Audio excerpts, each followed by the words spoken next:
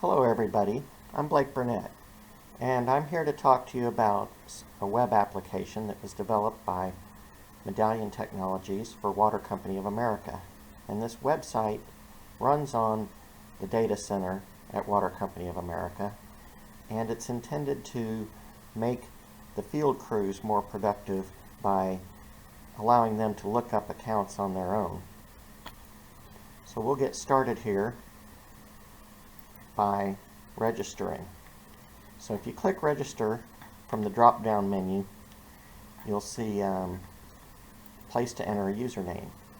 Now this username is important because it shows up on the home page when you make a blog entry, and it also shows up in the notes. When you enter notes, it automatically puts down the username, entered this note at a certain time, certain date. And you'll want to use a username that your coworkers will recognize that it was you that entered the notes. And then there's also an access code field here. And this access code is important because it keeps non-water company of employees from being able to register. And in order to get this access code, you have to contact your manager or Jeff Haddock. So I'm going to log in here, and because I've already registered, and enter my password, and that takes me to the home screen. And here you can see it says login successful in green. If I'd had a problem, we would have got a red message up there that said it was a problem logging in. So the next thing that we have to do, well, we can go to our account, and there's the ability to choose a picture file. So here you can see my picture, and so it's a good idea to upload a profile picture so that when you make blog entries, they show up. Then after you've done that, you need to select the city you're going to be working in. So I clicked on Change City here, and I'm going to click Miami Beach. And now I'll be working with Miami Beach data. And so the next thing is, if you click on folders, you can see the folders that have been created in the water software. And so one of the ways that you may be working with this is that your manager may create a folder for you to work on each day with the accounts in it that you need. But I'm going to click on this folder here, water only accounts, and it'll bring up accounts for me to look through. And with each account, at the bottom of each account, there's a billing link, a meters link, a services link, notes, and formal work order. Now if I click on billing, I can see the billing for that account. By pressing the back button, I can get back to that particular account. So by going back to the account, you can see there's also a link for meters. And if I click on the meters link, I can see the information about the meter, and then I can also there's a reads link at the bottom, and by clicking on the reads link I can go through and look at all the reads for that meter, and the reads are sorted with the most recent reads up at the top. So then by pressing the back button, I can get back to my meter here, and pressing it again, I can get back to the account I was looking at. Now there's also a services tab, and services, that definition kind of varies from city to city, but it's basically what drives the billing. And so there should be a water and a sewer service, stormwater, garbage on each account. Now you'll notice that this particular account has a whole bunch of PIN in it, which is some type of tax, but then there's a water service, and this is what drives the water billing. And there's no sewer service on this account because I selected the folder water onlys, which doesn't have sewer. So I'm going to press back again, and I'm going to go back to looking at this account, and you'll see there's a notes link as well down here. When I click the notes link, I can see that there's no notes have been entered yet for this particular account. Now, if I click add a note, I can just say, this is an example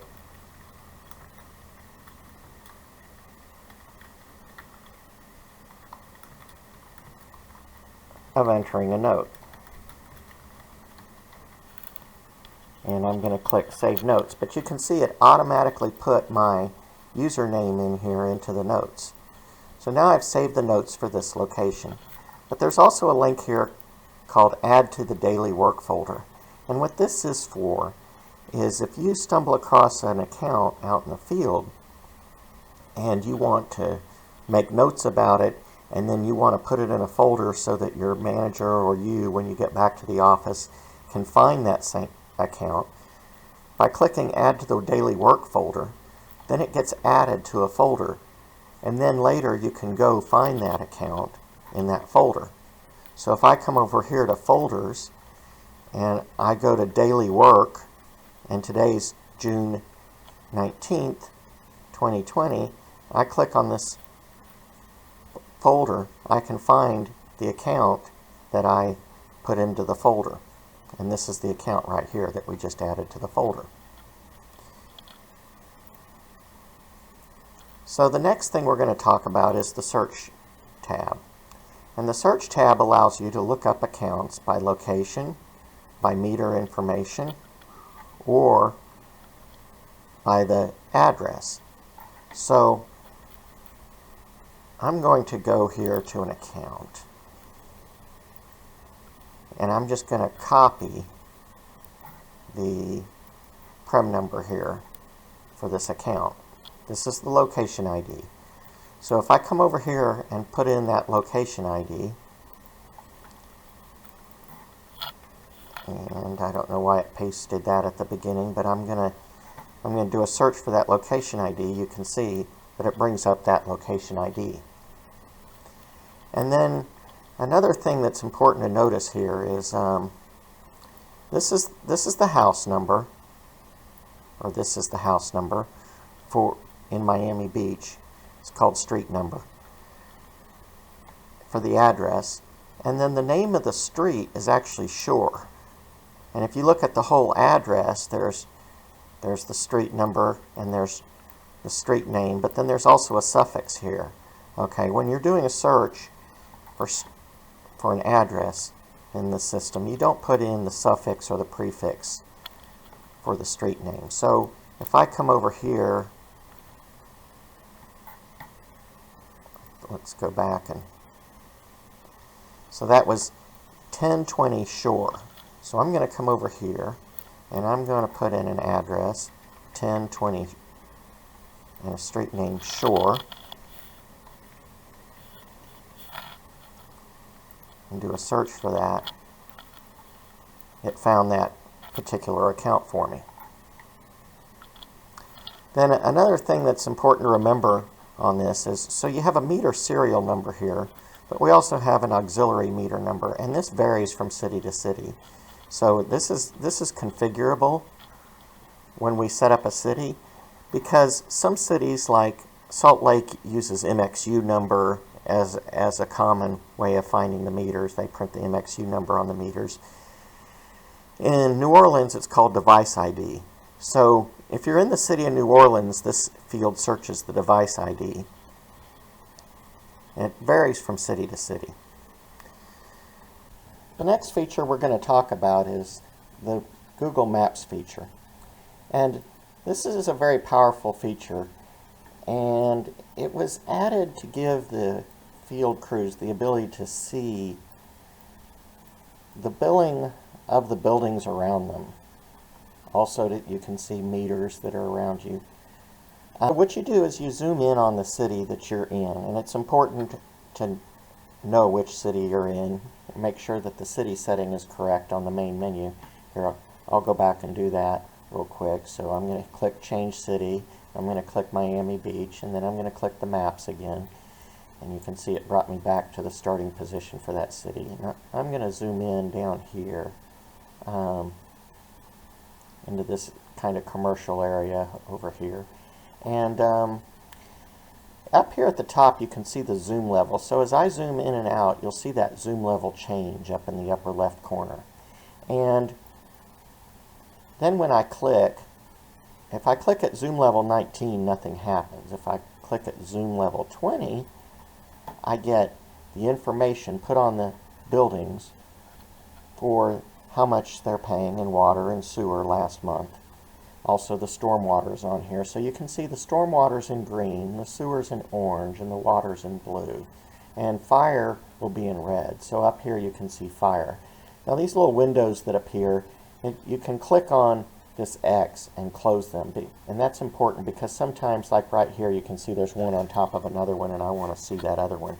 So I can click that one and close it. Then if I wanted to go back and see that one, all I do is click here and it'll reload all those little windows. Also, you'll notice that the location number has an underline under it, meaning it's a hot link. So I can click on this particular location and it'll take me to the account page for that location, and then I can go in and collect billing or meters or services like we talked about before. So I'm going to go back to the map, and I have to click again and reload the PIN data. And we're going to look at some accounts here.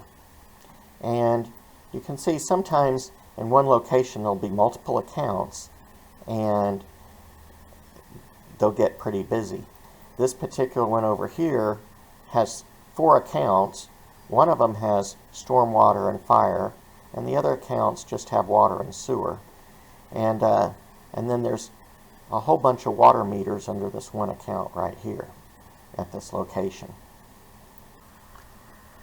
Another thing that I really like about this mapping feature is the satellite view. So when you click on satellite, you can actually see the buildings. And then we click the background if our zoom level is set to 20, and we can pull up the accounts on the satellite view. So you can actually get a good sense for how big the building is, how many stories, and then you can also see the billings right on top of the satellite view.